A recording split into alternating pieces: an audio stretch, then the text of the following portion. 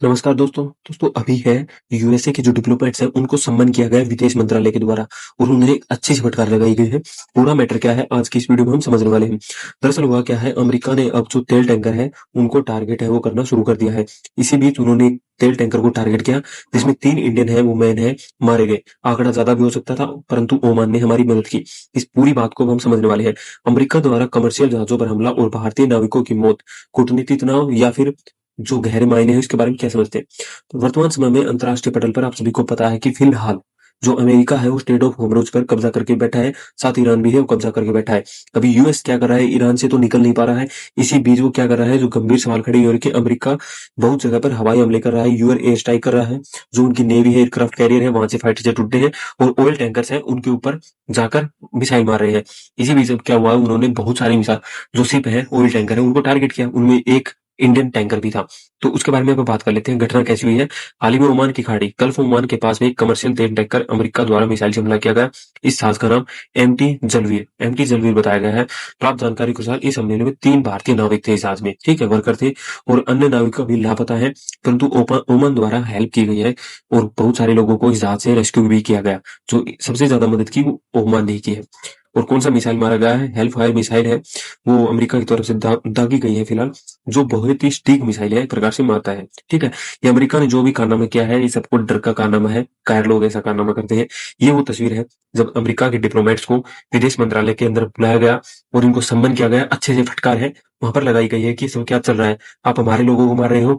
और मैं आपको भी बता दूं, इंडियन नेवी भी है वो एक्टिव मोड में आ चुकी है, क्योंकि ये फिर से कुछ ना कुछ करेंगे।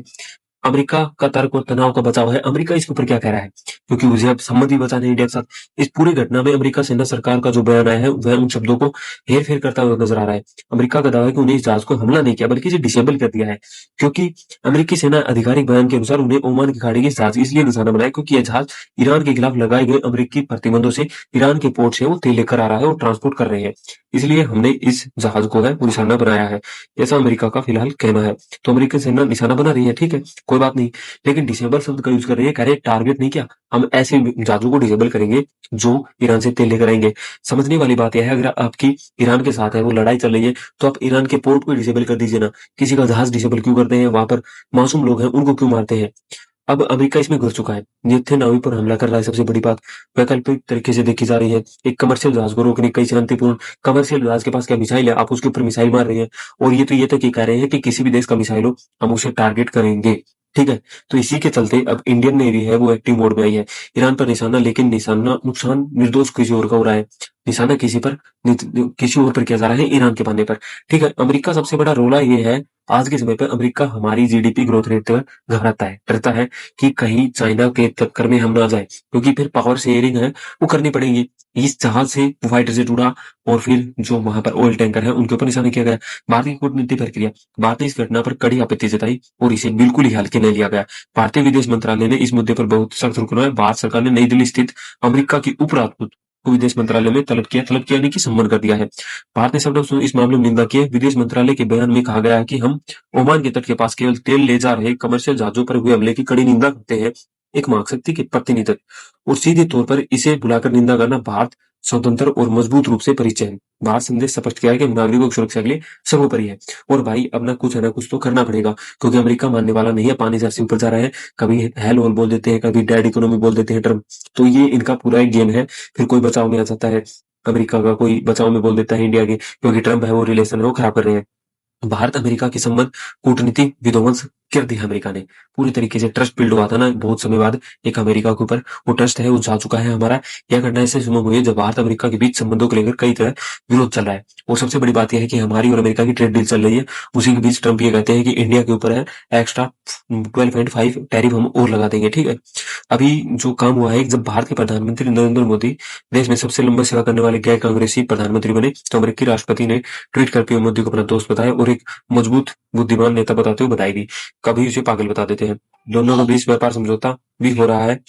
साथ ही जैसा मैंने आपको बताया, अमेरिका द्वारा भारत को अतिरिक्त टैरिफ की सूची में डालने की धमकियां है वो दी जा रही है। इसी बीच यहाँ पर आप देख पाएंगे। और सबसे बढ़कर भारतीय नाविकों की जान की परवाह किए बिना सीधे तेल टैंकरों पर मिसाइल दागा जा रहा है अपने भू राजनीतिक हितों की रक्षा के लिए। ठीक है, माननीय उत्तराधिकारी ओमान की सराहनीय भूमिका रही है। इस पूरी घटना दुखद घटना की सबसे बड़ी राहत ओमान का सहयोग रहा है। जब मिसाइलें हमले जहाज पर अफरा-तफरी मच रही थी, तो उन्हें सिग्नल भेजा गया है, तो ओमान ने सिग्नल रिसीव किया और उसके बाद में वहां पर ओमान की एक फोर्स आई है, नेवी आई है और लोगों को रेस्क्यू किया है हेलीकॉप्टर से। तो ओमान ने सबसे बड़ी है वो इंडिया की फिलहाल मदद है वो फिलहाल यहाँ पर करी है। आगे गिरा भारत का कदम क्या होना चाहिए? विदेश मंत्रालय ने अपने विरोध दर्ज करा दिया है, लेकिन वर्तमान परिस्थितियां मांग करती हैं कि इस मुद्दे को सर्वोपरि सख्ती से उठाया जाए। शीर्ष स्तर पर संवाद स्पष्ट संदेश दिया जाए यूएस को, साथ ही अंतर्राष्ट्रीय समुद्री रक्षा है उसके ऊपर काम किया जाए। शायद वैसे भी मैं आपको बताऊं, अमेरिका बोल रहा है कि जो ये गल्फ है ना, यहाँ पर जो ये सारा कांड हो रहा है, यहाँ पर इंडियन नेवी सबसे पावरफुल है, हमारे पास 2 एयरक्राफ्ट कैरियर है, हम उनके एक एयरक्राफ्ट को कभी भी घेर लेंगे। ठीक है, ज्यादा पावरफुल वो बनते हैं तो ठीक है। जो ये ईरान तो सुलझ नहीं पा रहे अच्छे से, हमें टारगेट कर रहे हैं। तो ये पूरी घटना यहाँ पर फिलहाल चल रही है। इस पूरी घटना के ऊपर आपकी क्या राय है बताइएगा जरूर। हम मिलेंगे आपसे एक नई वीडियो में। आपको इस पूरी घटना को कैसे देखते हैं? क्या अमेरिका का एक कायराना हरकत है या फिर कोई और दाव पेच वो खेलना चाह रहा है? कमेंट करके बताइएगा जरूर।